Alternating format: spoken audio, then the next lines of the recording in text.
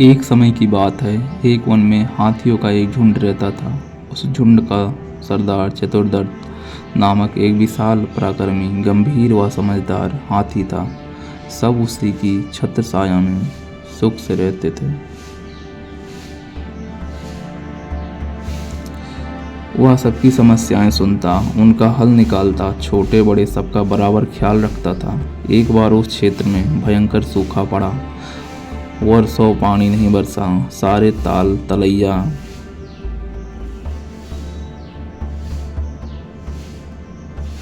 सूखने लगे, पेड़ पौधे कुम्हला गए, धरती फट गई, चारों ओर हाहाकार मच गई। हर प्राणी बूंद बूंद के लिए तरसता गया।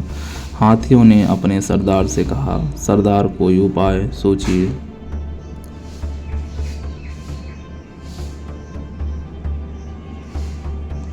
हम सब प्यासे मर रहे हैं, हमारे बच्चे तड़प रहे हैं। चतुर्दत्त पहले ही सारी समस्या जानता था, सबके दुख समझता था, पर उसकी समझ में नहीं आ रहा था कि क्या उपाय करें।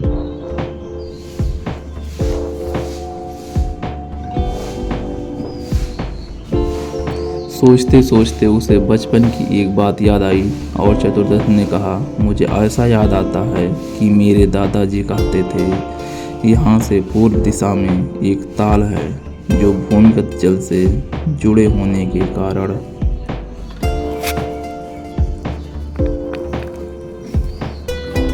कभी नहीं सूखता। हमें वहाँ चलना चाहिए। सभी को आशा की किरण नजर आई। हाथियों का झुंड चतुर्दत्त द्वारा बताई गई दिशा की ओर चल पड़ा। बिना पानी के दिन की गर्मी में सफर करना कठिन था, अतः हाथी रात को सफर करते। 5 रात के बाद वे उस अनोखे ताल तक पहुंच गए। सचमुच ताल पानी से भरा था। सारे हाथियों ने खूब पानी पिया, जी भरकर ताल में नहाए व डुबकियां लगाईं।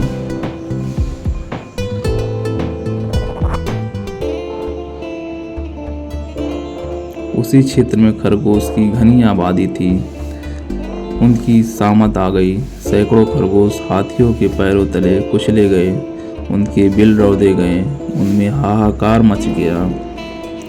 बचे कुछ खरगोशों ने एक आपातकालीन सभा की। एक खरगोश बोला, हमें यहाँ से भागना चाहिए। एक तेज स्वभाव वाला खरगोश भागने के हक में नहीं था। उसने कहा, हमें अकल से काम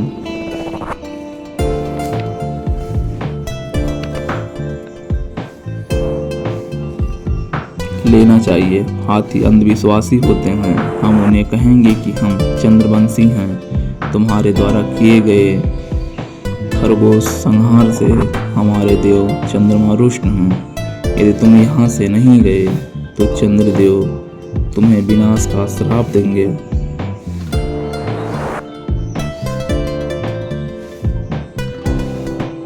एक अन्य खरगोश ने उनका समर्थन किया। चतुर ठीक कहता है, उसकी बात हमें माननी चाहिए। लंबकड़ खरगोश को हम अपना दूत बनाकर चतुर्दत्त के पास भेजेंगे। इस प्रस्ताव पर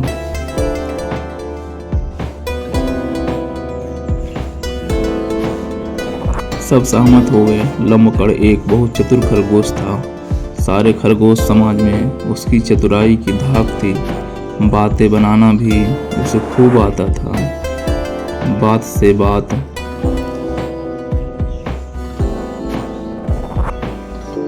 निकालते जाने में उसका जवाब नहीं था। जब खरगोशों ने उसे दूत बनाकर जाने के लिए कहा तो वह तुरंत तैयार हो गया। खरगोशों पर आए संकट को दूर करके उससे प्रसन्नता ही होगी।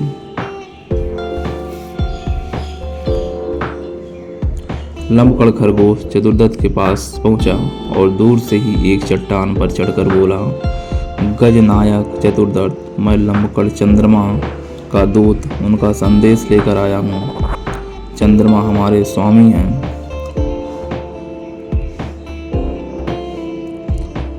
चतुर्दत्त ने पूछा, भाई क्या संदेश लाए हो तुम? लंबकड़ बोला, तुमने खरगोश समाज को बहुत हानि पहुंचाई है। चंद्रदेव तुमसे बहुत रुष्ट हैं। इससे पहले कि वह तुम्हें श्राप दे दें,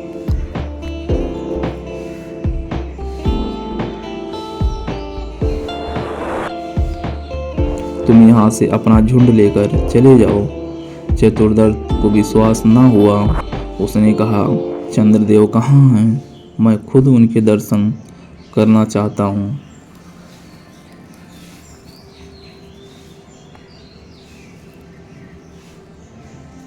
लंबकड़ बोला, उचित है।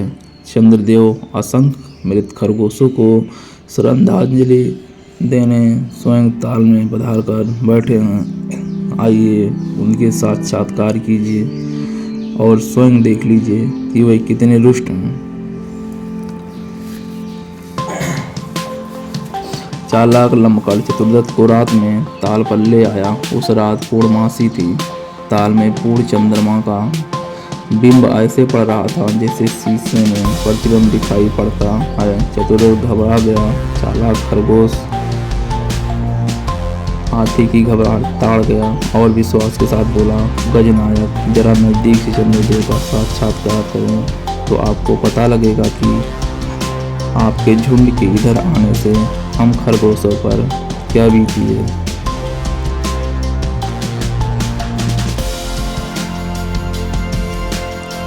अपने भक्तों का दुख देखकर हमारे चंद्रदेव जी के दिल पर क्या गुजर रही है। लंबकड़ की बातों का गजराज पर जादू सा असर हुआ।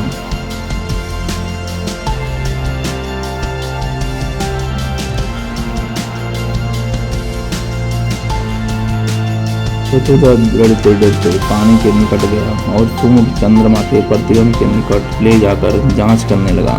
सूंड पानी के निकट पहुंचने पर सूंड से निकली हवा से पानी में हलचल हुई।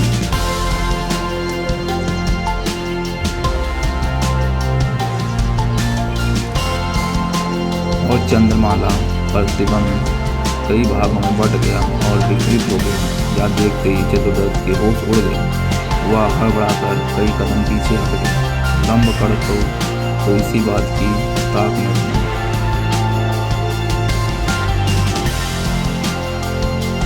वह चीखा, देखा, आपको देखते ही चंद्रदेव कितने दुष्ट हो गए।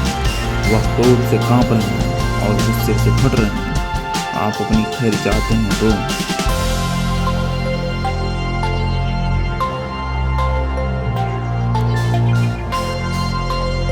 अपने झुंड के समेत यहाँ से शीघ्र प्रस्थान करें, वरना चंद्रदेव पता नहीं क्या शराब दे दें। चतुर्दत्त तुरंत अपने सूंड के पास लौट गए और सबको सलाह दी कि उनका यहाँ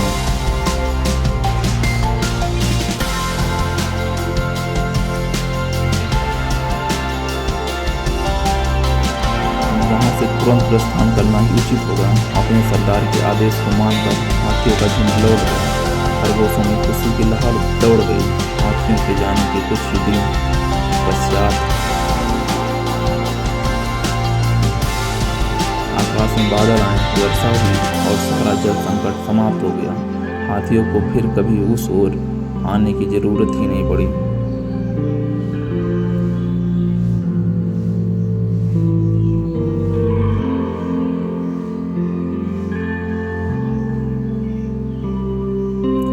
सीख, चतुराई से शारीरिक रूप से बलशाली शत्रु को भी मात दी जा सकती है।